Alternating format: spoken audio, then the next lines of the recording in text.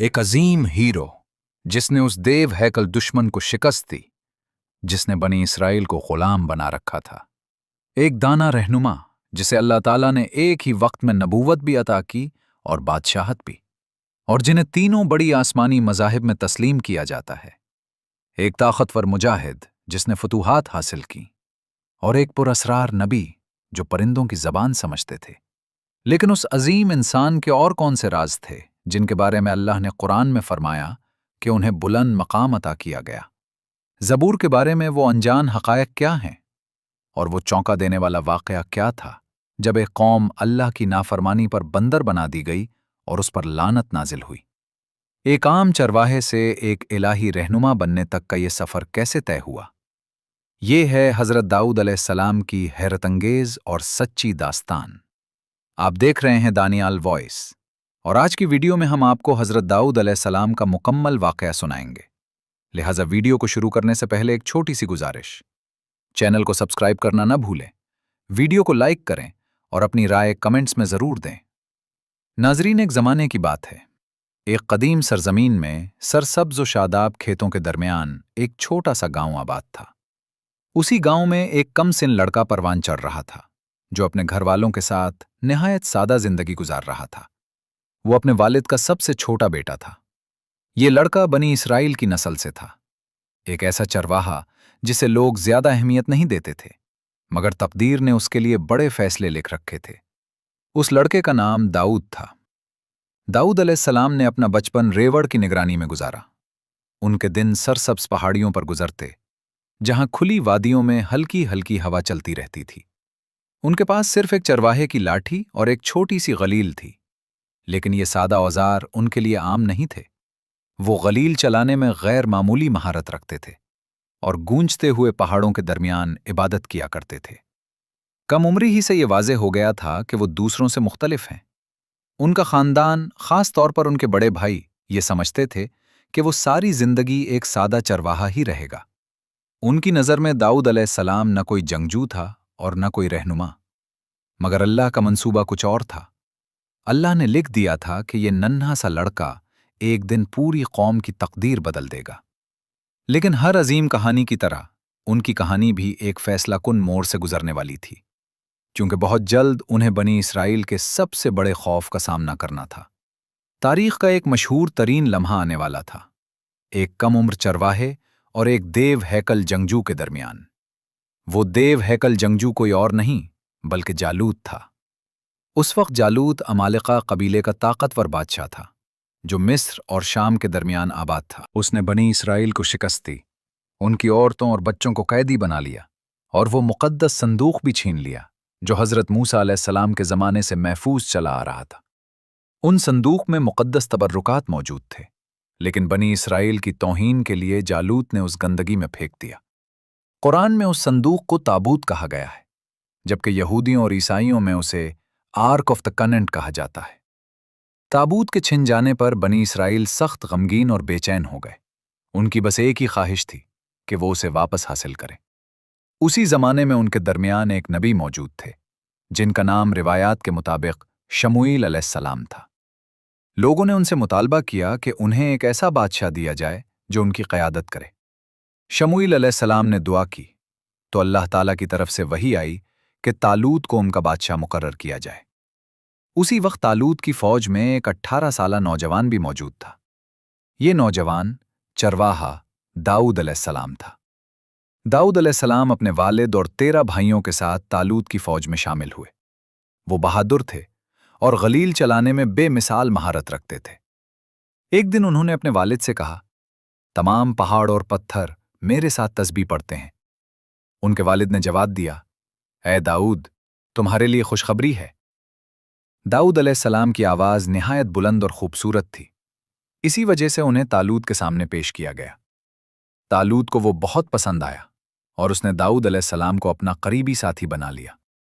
बाद में जब तालूत की फौज अमालिका के खिलाफ जंग के लिए रवाना हुई तो रास्ते में 3 पत्थरों ने दाऊद अलैहिस्सलाम से कलाम किया और कहा, हमें उठा लो और हमारे जरिए जालूत को कत्ल करो। दाऊद अलैहिस्सलाम ने वो पत्थर उठा लिए, और जब उन्होंने गौर किया तो देखा कि वो तीनों मौजज़ाना तौर पर एक ही पत्थर बन चुके थे। दूसरी तरफ तालूत ने ऐलान किया, जो शख्स देव हैकल जालूत को कत्ल करेगा, मैं अपनी बेटी उसके निकाह में दे दूंगा। बिल आखिर तालूत का लश्कर, जो अब सिर्फ 313 सच्चे ईमान वालों पर मुश्तमिल था, दुश्मन के सामने आ खड़ा हुआ। और कुरान के मुताबिक उन्होंने कहा, ऐ हमारे रब, हम पर सब्र उंडेल दे, हमारे कदम जमा दे और काफिरों के मुकाबले में हमारी मदद फरमा। उस जंग में बनी इसराइल के लिए सबसे खौफनाक नाम जालूत था, जो निहायत जालिम, बेहद ताकतवर और देव की मानंद जंगजू था।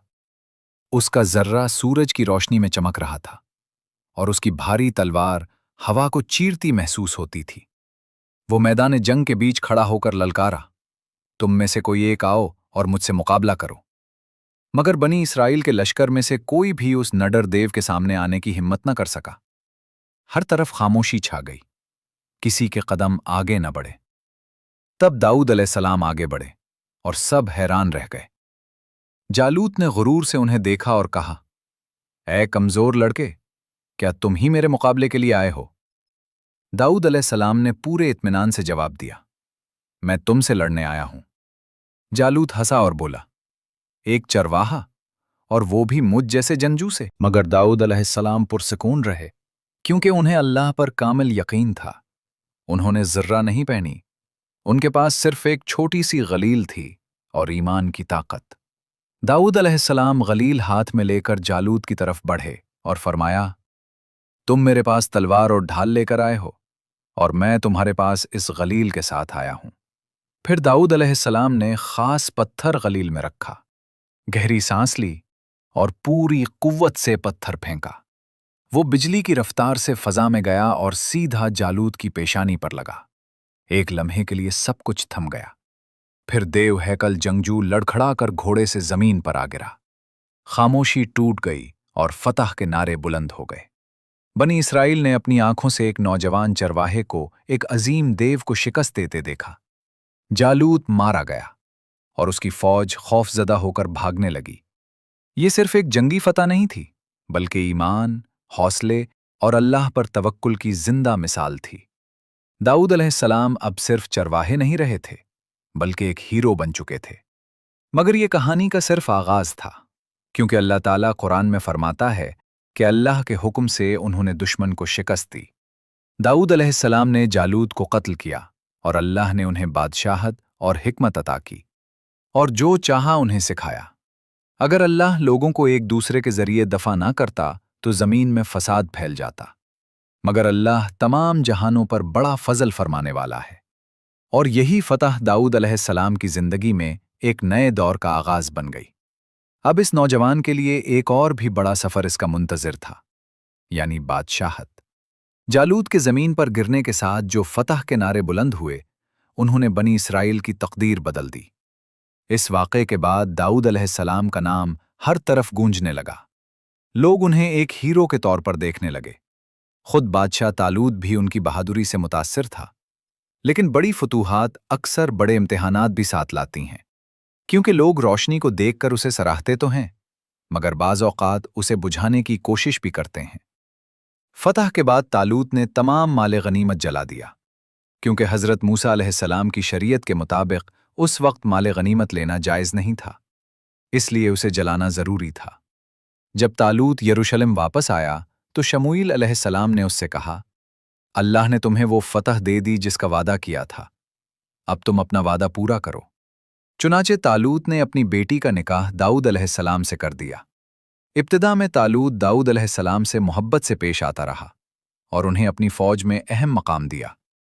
लेकिन वक्त के साथ साथ लोगों की बढ़ती हुई मोहब्बत ने तालूत के दिल में हसद के बीज बो दिए। बनी इसराइल में फैलने वाला एक जुमला उसे रातों को सोने न देता था। तालूत ने हजारों को मारा और दाऊद ने दसियों हजारों को। यही अल्फाज तालूत के दिल में हसद की आग बन गए। उसने दाऊद अलैहिस्सलाम को अपने लिए खतरा समझना शुरू कर दिया और उन्हें रास्ते से हटाने की तदबीरें करने लगा। मगर दाऊद अलैहिस्सलाम हर हाल में अल्लाह की पनाह तलब करते रहे। वो तालूत के गुस्से से बचते रहे और बरसों मुख्तलिफ इलाकों में रहते रहे। आखिरकार जब तालूत का इंतकाल हुआ तो सबकी नज़रें दाऊद अलैहिस्सलाम पर जम गईं। बनी इसराइल ने उन्हें अपना बादशाह बनाना चाहा, کیونکہ انہوں نے اپنی بہادری اور عدل دونوں سے لوگوں کے دل جیت لیے تھے۔ یوں ایک سادہ چرواہا اب نبی بادشاہ بن کر تخت پر بیٹھا۔ داؤد علیہ السلام صرف ایک جنگجو نہیں تھے، بلکہ عدل کی علامت ایک بادشاہ تھے۔ اپنی حکومت میں انہوں نے کبھی اپنی رعایا پر ظلم نہیں کیا، غریبوں کا خیال رکھا، یتیموں کی حفاظت کی، اور ان کی حکمرانی عدل، حکمت اور اللہ پر گہرے ایمان پر قائم تھی۔ وہ ایسا بادشاہ نہیں تھے جو لوگوں سے دور رہے، بلکہ خود لوگوں میں گھل مل جاتے اور ان کے مسائل سنتے تھے۔ ان کے دور میں امیر اور غریب سب کے لیے ایک ہی قانون تھا، کیونکہ وہ سمجھتے تھے کہ عدل اللہ کی طرف سے دی گئی سب سے بڑی امانت ہے۔ سب لوگ ان کی اطاعت کرتے تھے۔ قرآن میں فرمایا گیا، اے نبی، ان کی باتوں پر صبر کرو اور ہمارے بندے داؤد کو یاد کرو جو بڑی قوت والا تھا۔ وہ ہر وقت اللہ کی طرف رجوع کرنے والا تھا۔ اللہ تعالیٰ نے داؤد علیہ السلام کو نہایت طاقتور اور خوبصورت آواز عطا کی۔ جب وہ زبور کی تلاوت کرتے تو جنگلی جانور بھی جمع ہو کر سنتے۔ اللہ نے انہیں زرعی بنانے کا فن بھی سکھایا اور اس صنعت میں خاص مہارت عطا کی۔ قرآن میں فرمایا گیا، ہم نے داؤد کو اپنی طرف سے خاص فضل دیا۔ اے پہاڑوں اور پرندوں، اس کے ساتھ تسبیح کرو، اور ہم نے اس کے لیے لوہا نرم کر دیا۔ کشادہ زرعی بناؤ اور ان کے حلقے اندازے سے رکھو، نیک عمل کرو، بے شک میں تمہارے اعمال کو دیکھ رہا ہوں۔ اور ہم نے اسے زرعی بنانا سکھایا تاکہ وہ تمہیں جنگ میں محفوظ رکھیں، تو کیا تم شکر گزار نہیں ہوگے؟ داؤد علیہ السلام کے زمانے سے پہلے زرعی زیادہ کارآمد نہیں ہوتی تھیں، وہ سیدھی اور چپٹی لوہے کی تختیوں سے بنائی جاتی تھیں۔ مگر اللہ تعالیٰ نے داؤد علیہ السلام کو ذرہ سازی کا ایک نیا اور بہتر طریقہ سکھایا۔ اللہ نے ان کے لیے لوہے کو نرم کر دیا، انہوں نے اس سے چھلے بنائے اور ایسی لچکدار اور مضبوط زرعی تیار کیں جو جنگ میں نہایت مفید ثابت ہوئیں۔ اس طرح داؤد علیہ السلام نے نہ صرف اپنی فوج کو دشمنوں سے محفوظ کیا، بلکہ اپنے ہاتھوں کی محنت سے روزی بھی کمائی۔ حالانکہ وہ نبوت، بادشاہت اور دولت کے مالک تھے، مگر پھر بھی اپنی محنت سے کمانا پسند کیا۔ جیسا کہ نبی کریم صلی اللہ علیہ وسلم نے فرمایا، کسی انسان نے اس کھانے سے بہتر کھانا نہیں کھایا جو اس نے اپنے ہاتھوں کی کمائی سے کھایا ہو۔ اور اللہ کے نبی داؤد علیہ السلام اپنے ہاتھوں کی کمائی ہی سے کھاتے تھے۔ اب آتے ہیں اس قوم کے واقعے کی طرف جو بندر بنا دی گئی۔ یہ اصحاب سبت تھے جو مصر اور مدینہ کے درمیان بحیرہ قلزم کے کنارے واقع شہر مدین میں آباد تھے۔ ان کی تعداد تقریباً 70,000 تھی۔ ان پر ہفتے کے دن یعنی سنیچر کو ہر قسم کا کام حرام تھا، اور وہ اسی دن عبادت کے پابند تھے۔ انہوں نے داؤد علیہ السلام سے بھی یہ عہد کیا تھا کہ وہ اس دن شکار نہیں کریں گے، مگر بعد میں شیطان نے انہیں وسوسہ دیا کہ تمہیں مچھلی پکڑنے سے نہیں بلکہ کھانے سے منع کیا گیا ہے۔ اللہ کی طرف سے آزمائش یہ ہوئی کہ ہفتے کے دن مچھلیاں کثرت سے آتیں اور باقی دنوں میں غائب ہو جاتیں۔ اس آزمائش نے بعض لوگوں کو گمراہ کر دیا۔ یوں وہ 3 گروہوں میں بٹ گئے۔ پہلا گروہ وہ تھا جس نے اللہ کے حکم کی نافرمانی کی، مچھلیاں پکڑیں، خود بھی کھائیں اور بیچیں بھی۔ وہ ہفتے کے دن جال ڈال دیتے اور اتوار کو مچھلیاں نکال لیتے۔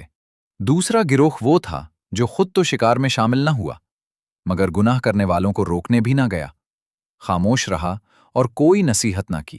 تیسرا گروہ وہ تھا جو خود بھی اللہ کے حکم پر قائم رہا اور دوسروں کو بھی منع کرتا رہا، بلکہ خاموش رہنے والوں کو بھی ملامت کرتا تھا۔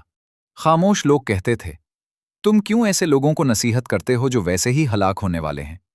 تم اپنی محنت ضائع کر رہے ہو۔ تو نصیحت کرنے والوں نے جواب دیا، ہم یہ اس لیے کر رہے ہیں بعد میں اس تیسرے گروہ کو اندیشہ ہوا کہ کہیں عذاب سب کو نہ لپیٹ لے، چنانچہ انہوں نے ایک دیوار بنا کر خود کو الگ کر لیا۔ پھر ایک دن جب دیوار کے اس پار سے آوازیں اچانک بند ہو گئیں تو انہوں نے جا کر دیکھا کہ نافرمان لوگ ایک ہی رات میں بندر بنا دیے گئے تھے۔ وہ چند دن تک اپنے فرما بردار رشتہ داروں کے درمیان ذلت کے ساتھ گھومتے رہے اور 3 دن بعد سب ہلاک ہو گئے۔ امام بغوی رحمہ اللہ اپنی تفسیر معالم التنزیل میں لکھتے ہیں کہ وہ لوگ بھی بندر بنا دیے گئے جو خود شکار میں شامل نہ تھے، مگر گناہ کرنے والوں کو روکنے سے خاموش رہے۔ اور قرآن میں اس واقعے کو یوں بیان کیا گیا ہے، ان سے اس بستی کا حال پوچھو جو سمندر کے کنارے تھی، جب وہ ہفتے کے دن کی نافرمانی کرتے تھے۔ ان کے لیے مچھلیاں ہفتے کے دن ظاہر ہو کر آتیں اور دوسرے دنوں میں نہ آتیں۔ اسی طرح ہم نے ان کی نافرمانی کی وجہ سے انہیں آزمائش میں ڈالا۔ جب ان میں سے ایک گروہ نے کہا، تم ایسے لوگوں کو کیوں نصیحت کرتے ہو جنہیں اللہ ہلاک کرنے والا ہے یا سخت عذاب دینے والا ہے؟ تو نصیحت کرنے والوں نے جواب دیا، تاکہ ہم اپنے رب کے حضور معذور ہوں اور شاید یہ لوگ ڈر جائیں۔ پھر جب انہوں نے نصیحت کو نظر انداز کر دیا تو ہم نے ان لوگوں کو بچا لیا جو برائی سے روکتے تھے، اور ظالموں کو ان کی نافرمانی کی وجہ سے سخت عذاب میں پکڑ لیا۔ پھر جب وہ ممنوع کام سے باز نہ آئے اور سرکشی پر اتر آئے تو ہم نے ان سے کہا، ذلیل بندر بن جاؤ۔ چونکہ مسلمان تمام انبیاء پر ایمان رکھتے ہیں اور ان میں فرق نہیں کرتے، حتیٰ کہ حضرت عیسیٰ علیہ السلام کو بھی نبی مانتے ہیں، اس پر یہودیوں نے ایک مرتبہ کہا، ہم تمہارے دین سے بدتر کوئی دین نہیں جانتے۔ اس کے جواب میں یہ آیت نازل ہوئی، کہہ دو، کیا میں تمہیں اس سے بھی بدتر انجام بتاؤں جو اللہ کے ہاں سزا کے لحاظ سے ہے؟ وہ لوگ جن پر اللہ نے لعنت کی، جن پر اس کا غضب نازل ہوا، جنہیں اس نے بندر اور سور بنا دیا، اور جنہوں نے طاغوت کی عبادت کی، یہ لوگ بدترین مقام میں ہیں اور سیدھی راہ سے سب سے زیادہ دور ہیں۔ جہاں تک داؤد علیہ السلام کی دعاؤں کا تعلق ہے تو نبی کریم صلی اللہ علیہ وسلم نے ایک مرتبہ ان کی ایک نہایت خوبصورت دعا بیان فرمائی، اے اللہ، میں تجھ سے تیری محبت مانگتا ہوں اور ان لوگوں کی محبت مانگتا ہوں جو تجھ سے محبت کرتے ہیں، اور ایسے اعمال مانگتا ہوں جو مجھے تیری محبت کے قریب کر دیں۔ اے اللہ، اپنی محبت کو مجھے میری جان، میرے گھر والوں اور ٹھنڈے پانی سے بھی زیادہ محبوب بنا دے۔ اس دعا کے ذریعے نبی کریم صلی اللہ علیہ وسلم نے ہمیں سکھایا کہ مانگ سکتے ہیں جیسا کہ داؤد علیہ السلام مانگتے تھے۔ داؤد علیہ السلام کو بے شمار فضیلتیں عطا کی گئیں، اللہ کی مدد، طاقتور لشکر، عظیم فوج، نبوت، حکمت، درست فیصلہ، ایک کتاب، شریعت، علم، عمل، فصاحت اور گہری بصیرت۔ اللہ تعالیٰ فرماتا ہے، ہم نے اس کی بادشاہت کو مضبوط کیا اور اسے حکمت اور فیصلہ کن گفتگو عطا کی۔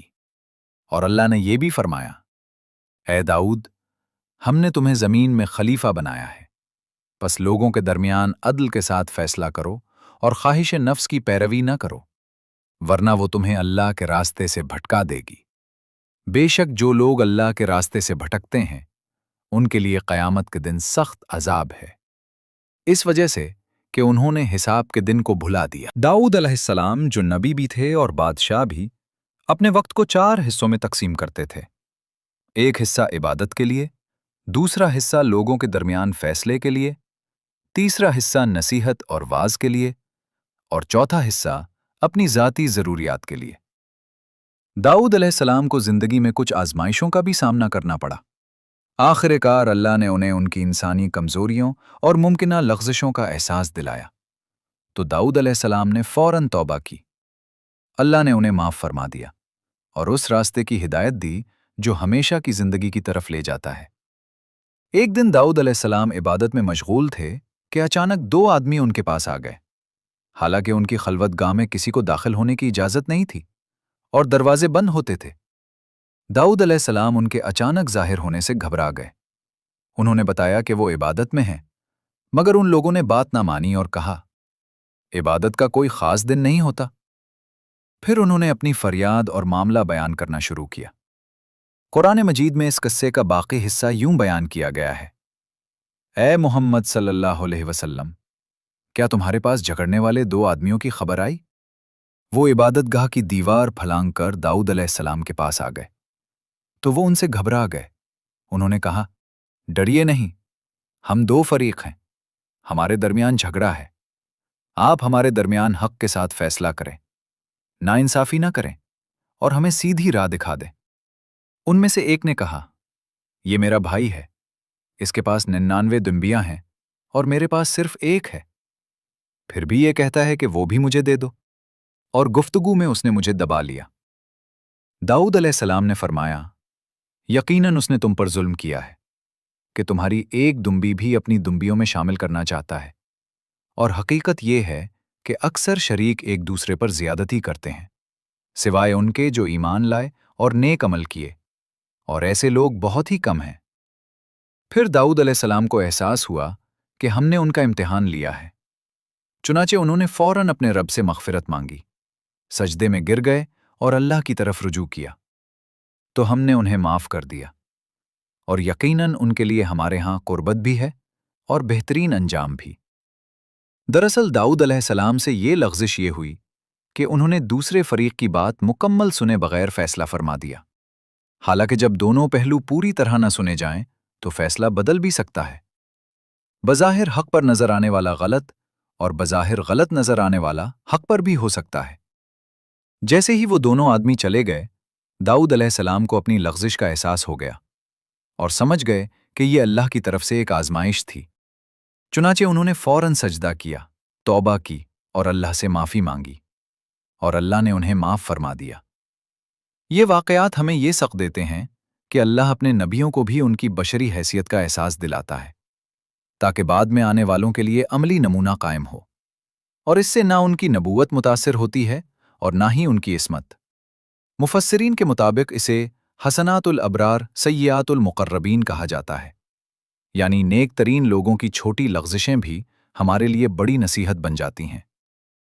क़यामत के दिन दाऊद अलैहिस्सलाम अल्लाह के मुक़र्रब बंदों में होंगे।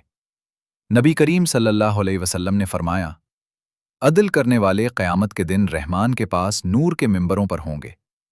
ये वो लोग हैं जो अपने फ़ैसलों में, अपने घर वालों में और जिनके वो ज़िम्मेदार हैं, सब के साथ अदल करते हैं। और आप सल्लल्लाहु अलैहि वसल्लम ने ये भी फरमाया, क़यामत के दिन अल्लाह के नज़दीक सबसे महबूब और सबसे ज़्यादा करीब आदिल हुक्मरान होगा और सबसे नापसंदीदा और सबसे दूर जालिम हुक्मरान। उसी बारे में हज़रत अली रज़ी अल्लाह अन्हु ने फरमाया, अगर कोई दाऊद अलैहिस्सलाम के किस्से को गलत और बदसूरत अंदाज में बयान करे, जैसे बाज़ किस्सा गो करते हैं, तो मैं उसे 160 कोड़े लगाऊंगा। बिलाशुबा दाऊद अलैहिस्सलाम को अल्लाह के यहाँ ख़ास कुर्ब, बुलंद मर्तबा और जन्नत में हसीन मकाम हासिल होगा। दाऊद और उनके बेटे सुलेमान अलैहिस्सलाम के फ़ैसलों के बारे में अल्लाह फरमाता है, और दाऊद और सुलेमान को याद करो जब वो खेती के मामले में फ़ैसला कर रहे थे, जब रात के वक्त लोगों की बकरियां उसमें चर गईं और हम उनके फ़ैसले के गवाह थे। तफासीर के मुताबिक दाऊद अलैहिस्सलाम ने फ़ैसला फरमाया कि नुकसान के बदले बकरियां खेत वाले को दे दी जाएं, मगर सुलेमान अलैहिस्सलाम ने राय दी कि खेत बकरियों अनाज के हवाले कर दिया जाए ताकि वो उसकी मुरम्मत करें और उस दौरान बकरियां खेत वाले को दे दी जाएं ताकि वो उनके दूध, ऊन और बच्चों से फ़ायदा उठाए। दाऊद अलैहिस्सलाम ने अपने बेटे की राय को पसंद फरमाया और अपना फ़ैसला वापस ले लिया। दाऊद अलैहिस्सलाम के रोज़े के बारे में आता है कि वो इबादत में बेमिसाल मोहब्बत और ताकत रखते थे। एक दिन रोज़ा रखते और एक दिन इफ्तार करते। यही सौम दाऊद कहलाया, जो बाद में उम्मत मोहम्मद सल्लल्लाहु अलैहि वसल्लम के लिए बेहतरीन रोज़ा करार दिया गया। नबी करीम सल्लल्लाहु अलैहि वसल्लम ने फरमाया कि सबसे अफजल रोज़ा दाऊद अलैहिस्सलाम का रोज़ा है। वो रात को आधी रात सोते, 1/3 में इबादत करते और आखिरी छठे हिस्से में फिर आराम करते ताकि फजर के लिए ताज़ा दम हो। दाऊद अलैहिस्सलाम शुक्रगुजार बंदे थे। एक बार अर्ज़ किया, ऐ मेरे रब, मैं तेरा शुक्र कैसे अदा करूं जब शुक्र की तौफीक भी तेरी नेमत है। तो अल्लाह ने फरमाया, क्या तुम मानते हो कि हर नेमत मेरी तरफ से है? दाऊद अलैहिस्सलाम ने कहा, हाँ। अल्लाह ने फरमाया, यही बात मेरे लिए काफ़ी है कि मैं तुमसे राज़ी हो जाऊं। दाऊद अलैहिस्सलाम ने 40 साल हुकूमत की और 100 बरस की उम्र में वफ़ात पाई। उनके बाद सुलेमान अलैहिस्सलाम जानशीन बने। दाऊद अलैहिस्सलाम का मज़ार बैतुल मुक़द्दस में मस्जिद अक़सा के जुनूब मग़रिब में जबल सहयून पर वाक़े है। उनकी हुकूमत बनी इसराइल का सुनहरा दौर थी। उन्होंने यरूशलेम फ़तह करके उसे दारुल हुकूमत बनाया। वो नबी भी थे और बादशाह भी, और ये दोनों अजीम एज़ाज़ अल्लाह की तरफ से थे। उन्होंने अल्लाह के अहकाम पहुँचाने और इबादत का हक़ पूरी ज़िंदगी अदा किया। इसीलिए नबी करीम सल्लल्लाहु अलैहि वसल्लम ने अपनी उम्मत को दाऊद अलैहिस्सलाम की सीरत अपनाने की तलक़ीन फरमाई, और कुरान और हदीस में दाऊद अलैहिस्सलाम को अहले ईमान के लिए बेहतरीन नमूना करार दिया गया है।